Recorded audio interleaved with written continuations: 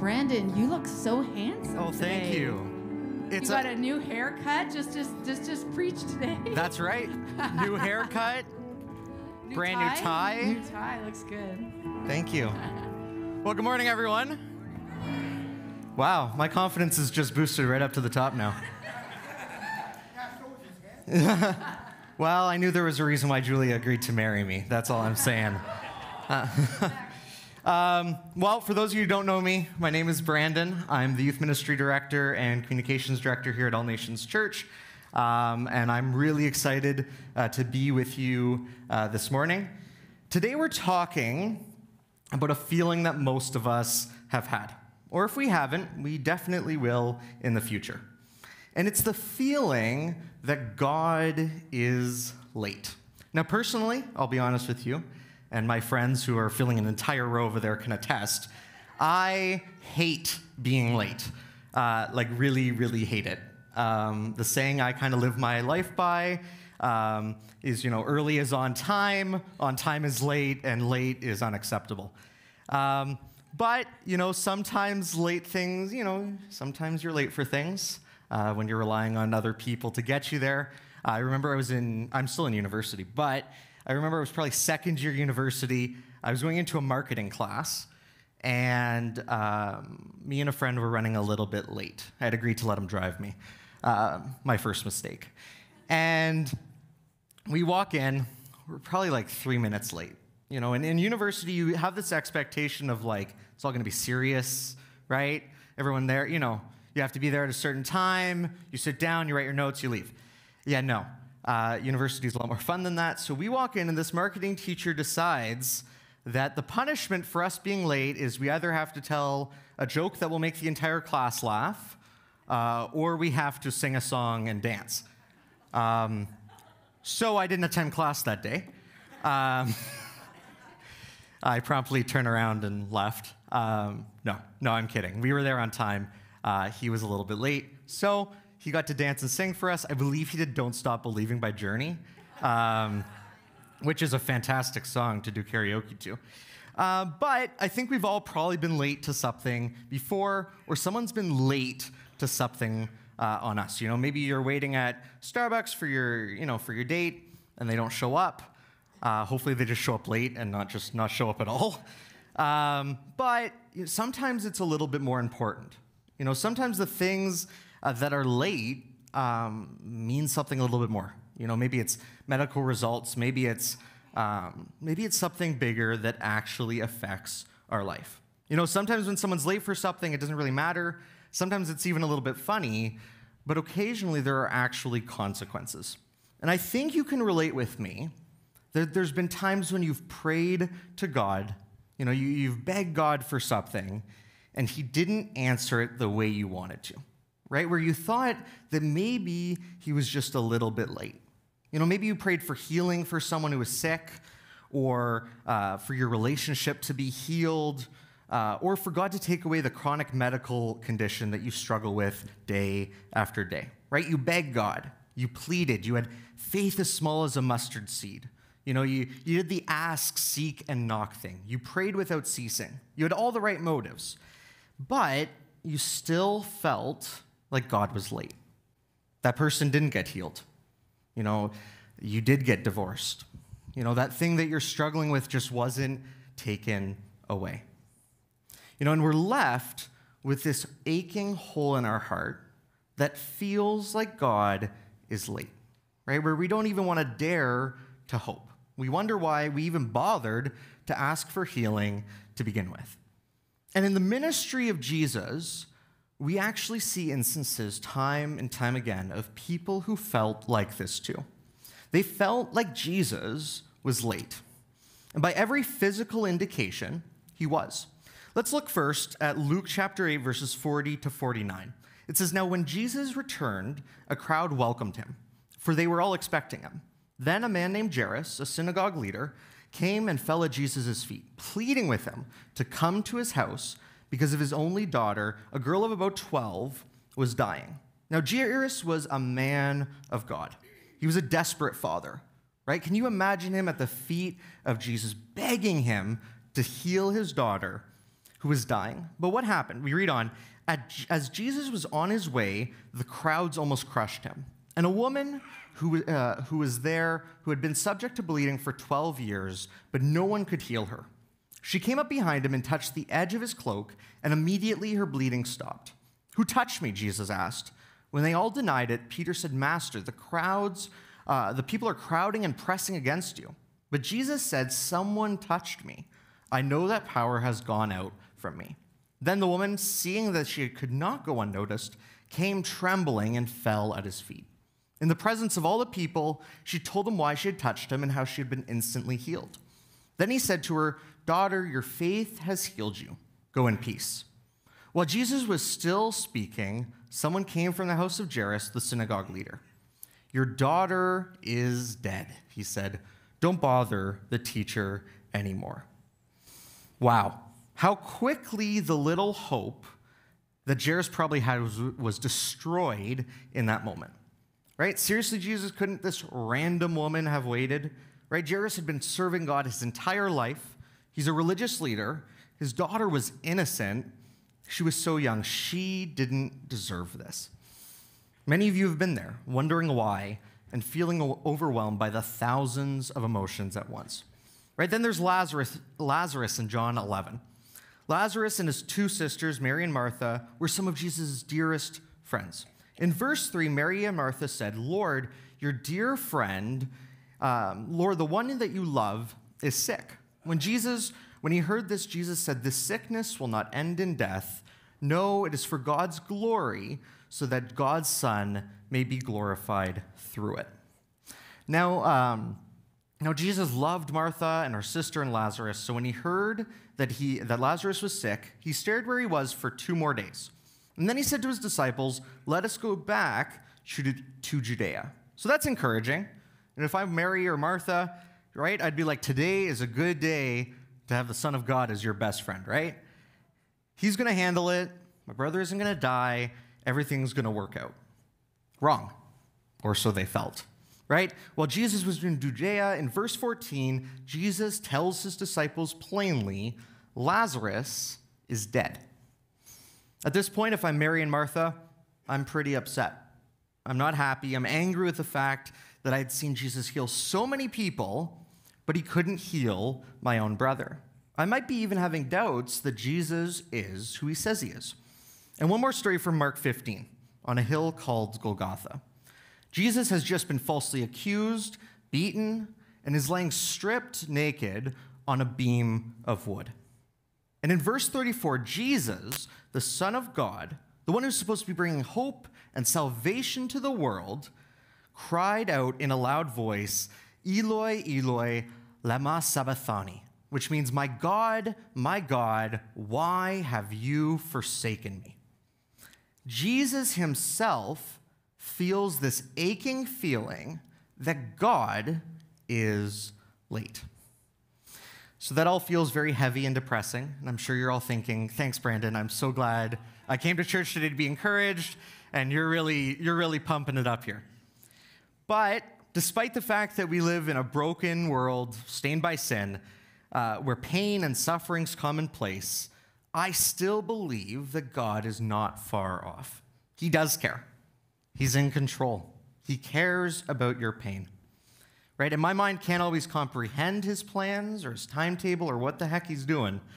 But I want to share 4 truths with you that we have to cling to when we feel like God is late, when it feels like he's not working on our timeline. Number 1, God can handle our questions. I just want to say that it's normal and okay to question God when you're facing a difficulty in your life. When something happens that shakes you to the very core of your beliefs, it's normal and okay to not be okay. Right? It's okay to be angry and confused about God's plan. Right? And we see many people throughout the Bible question God. Gideon, David, Job, and even Jesus. And while the Bible's clear that we should never test God, God will not shoot you down with lightning bolts or for questioning why something is happening. God is big enough for us to wrestle with the whys. Why is this happening to me? Why did she not get healed? Why am I still struggling with this? Right? On top of everything else that you're going through, you don't have to deal with that additional shame of questioning why something's happening. God is big enough to take our emotional outbursts. You know, when we're grieving a situation or a person, I'm sure you've heard that there's what psychologists would call the stages of grief, right? Those stages are denial, anger, bargaining, depression, and finally acceptance, right? You can go through all these in a day or in months or years. That's all normal and part of the human experience. And God is not fazed by those big feelings that we feel so intensely, right? And the Bible's full of these honest, raw emotional outbursts. The anger, the tears, the depression, the frustration, the grieving over the situation that we're facing that's outside of our control. You know, this summer we've been going through the Psalms, right? And the Psalms, right, are a lot of David's kind of prayers to God about really bad situations that he was facing. You know, Psalm 13, written by David, says this: "How long, Lord, will you forget me forever? How long will you hide your face from me?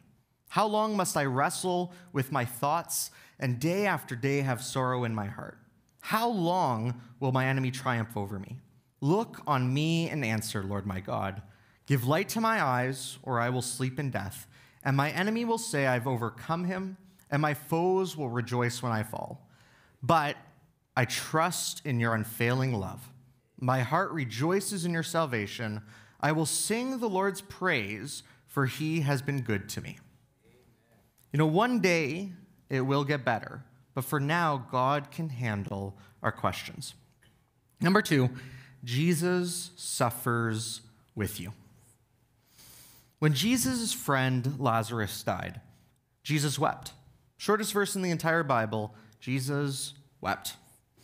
Right? Even though he knew exactly the result of that story, he knew what was going to happen, right? He still felt these emotions that we all feel as humans, right? The Bible talks about how Jesus was fully human and fully God.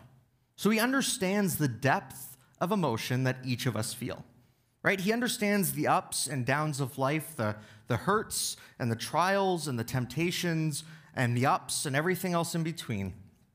And even though he knows the end of your story, he knows how that situation is going to turn out, he still feels the pain that we experience and feels the same emotions that we do. And even when nothing makes sense and our world is spiraling out of control, Jesus is suffering with us. There's this beautiful story in the Old Testament of 3 friends, Shadrach, Meshach, and Abednego. Right? And these 3, they were Jews, and they refused to bow down to the king. The king had established himself as the god over that kingdom. And everyone was supposed to bow down to him, and they didn't. Right? And so, like the reasonable thing to do, they're placed in a furnace to be killed. Right? We then read this in Daniel chapter 3, verses 23 to 25. And these 3 men, firmly tied, fell into the blazing furnace. Then King Nebuchadnezzar leapt to his feet in amazement and asked his advisors, "Weren't there 3 men that we tied up and threw into the fire?" They replied, "Certainly, your majesty." He said, "Look, I see 4 men walking around in the fire, unbound and unharmed, and the 4th looks like a son of the gods." Now, scholars stand on 2 sides of this issue. There's one side of the scholars who believe that this was the pre-incarnate Christ, right? Pre-incarnate just means before Jesus was actually born, there he was. The other side of the scholars would say that this was an angel or someone sent from God. But regardless, this gives us a great picture of, even though we may feel like we're walking through the fires of life and the heat's getting to us, God is still standing with us. He's still walking beside us through that entire situation. Number 3, speak truth. Right? The third thing we must do when we're going through problems in our life is to gauge the importance of the words that we speak, right? The power of life and death is in the tongue, the book of James says. And we have a choice to speak death into our situation, right? Or to speak the truth that will set us free, right? So my point, don't speak curses over your life. Don't say I don't have anything to live for, or nothing will ever be good again, or I'm worthless, right? Now I'll never be able to do blank. You don't know the future. You're not a fortune teller, right? The Bible's clear that God gives us the grace we need to sustain us for today. So don't put yourself through the worry and the torture of what's to come, right? It will probably not turn out the way you think, right? And oftentimes, the term self-fulfilling prophecy is quite real. As we speak things over our life, into our life, that's the mindset we walk through every day, right? And we're walking right into Satan's trap when we speak that way. He wants us to lose hope, right? And pity ourselves and forget the purpose that God has for each and every one of our lives. He wants us to forget God's promises. Lamentations chapter 3, verses 21 to 23 says, Yet this I call to mind, and therefore I have hope. Because of the Lord's great love, we are not consumed, for his compassions never fail. They are new every morning. Great is your faithfulness. Every morning, God's mercy is new. So instead of speaking horrible things over yourself in your life, preach to yourself. Put scriptures on your wall. Listen to worship music. Instead of sitting there listening to all the depressing music and feeling horrible, why don't you actually put life-giving substance, like the Bible, like God's own word, into your heart? Surround yourself with friends who will cry out with you in pain, but who will also gently help you to remember Romans 8:28. And we know that God causes everything to work together for the good of those who love God and are called according to his purpose. And just a quick side note on walking with other people through their pain. There are a lot of wrong ways to help someone when they're going through troubles in their life. So just remember the 3 P's: presence, practical needs, and prayer, right? People going through pain don't need a lot of words sometimes, but they do need your presence. Hang out with them. Call them. Not text, to all my millennials. Actually call them on the telephone, right? And just be with them as they cry when they need to cry and laugh when they need to laugh. Number 2, provide practical needs for them. Bring them dinner. Babysit for them. Fill their car up with gas, although that's pretty much like selling your firstborn child at this point. Provide something tangible and practical that they need or that could brighten their spirits. And pray. Pray for them. Talk to God on their behalf and carry them to Jesus in prayer. Now, the last thing I want to remind you of, I want you to remember when God feels late, is this: God is not done, so don't give up. In all 3 of those biblical accounts that we talked about earlier, something pretty amazing happened at the end. They just didn't happen on the timetable that people expected. Luke 8:50-56 says, But when Jesus had heard what had happened, Jesus said to Jairus, Don't be afraid, just believe and she will be healed. When he arrived at the house of Jairus, he did not let anyone go in with him except Peter, John, and James, and the child's father and mother. Meanwhile, all of the people were wailing and mourning for her. Stop wailing, Jesus said.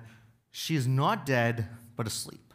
They laughed at him, knowing that she was dead. But he took her by the hand and said, My child, get up. Her spirit returned, and at once she stood up. Then Jesus told them to give her something to eat.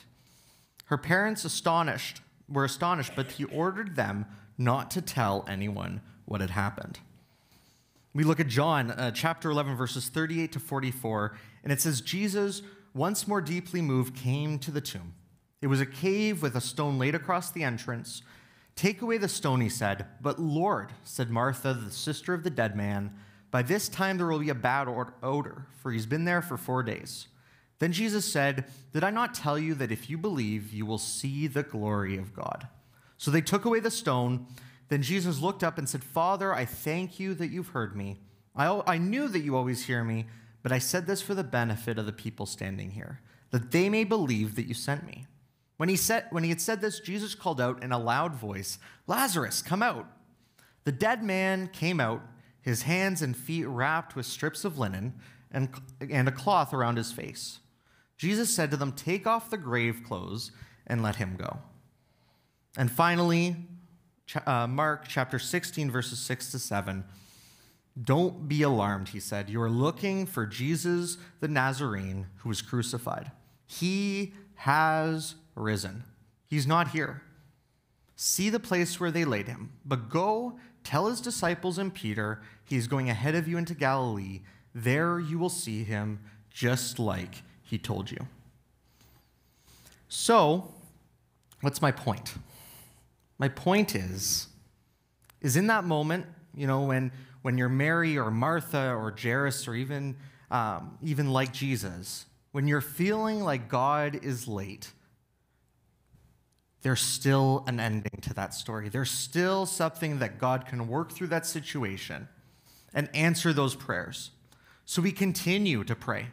We continue to speak healing. We continue to speak life into our situations. God promises us that he's with us. And time again, the Bible shows that even when everything feels hopeless and out of control and God seems far away, there's a plan in that situation. But sometimes it doesn't turn out as a happy ending, right? And that's the reality. It's an unfortunate one.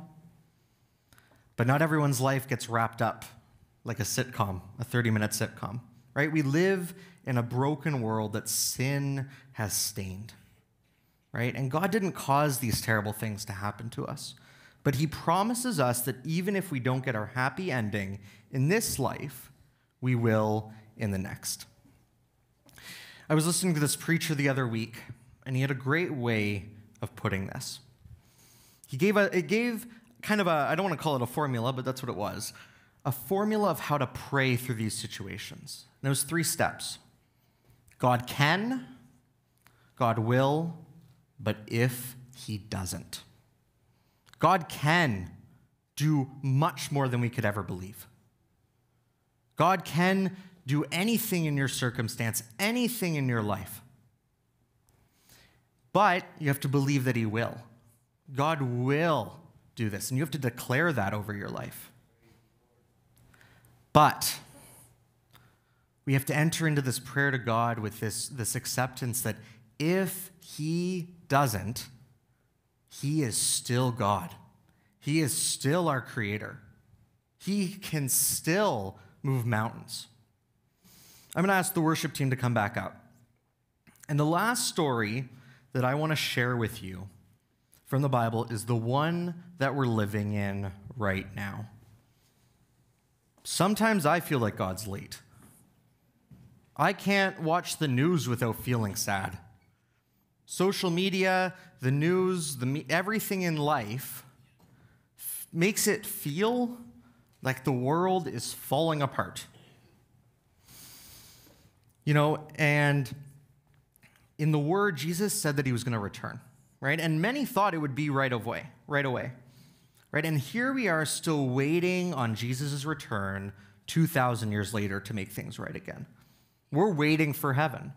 Jesus feels late. We look around and things aren't right. But what other hope do we have? Right? If we choose to reject God because of the difficulty we're going through, who do we have to turn to? Ourselves? Right? We need to cling to Jesus through the hard times because rejecting God isn't going to solve our problems. Yes, we're going to wrestle with him and question and cry out, but we're also going to speak truth to ourselves. And we're going to hold on to that belief that God is not done with us.